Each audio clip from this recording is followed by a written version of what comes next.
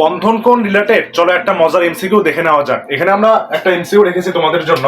এখানে লেখা আছে বন্ধন কোণের সঠিক ক্রম কোনটি, এটা লেখা আছে। চলো আমরা এখানে এই চারটা অপশনের মধ্যে যে কমন যৌগগুলো ওগুলোকে লিখে ফেলি।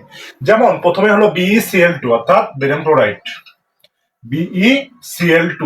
তারপরে এখানে আছে হলো তারপরে BF3 অর্থাৎ বোরন ট্রাইক্লোরাইড। তারপরে আছে NH3 অ্যামোনিয়া, এবং লাস্টে আছে PH3।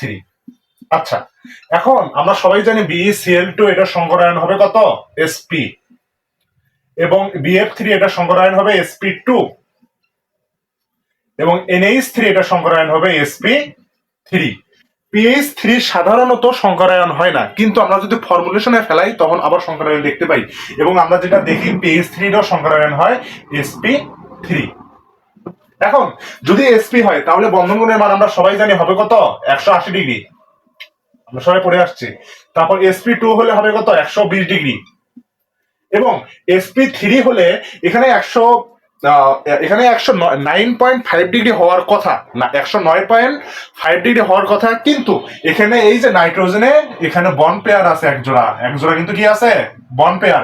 এই একজোড়া বন্ড পেয়ার থাকার কারণে এটা একটু কমে আসবে, কমে হয়ে যাবে হলো 107 ডিগ্রি, 107 ডিগ্রি।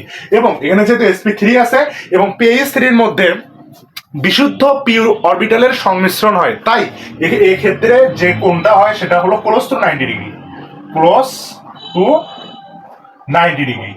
তাহলে সবার প্রথমে কোনটা, এটা, তারপরে এটা, তারপরে এটা, তারপরে এটা, তারপরে এই চারটা অনুযায়ী আমাদেরকে সাজাতে হবে। যেটা কোথায় আছে, যেটা আছে হলো এই C নম্বরে।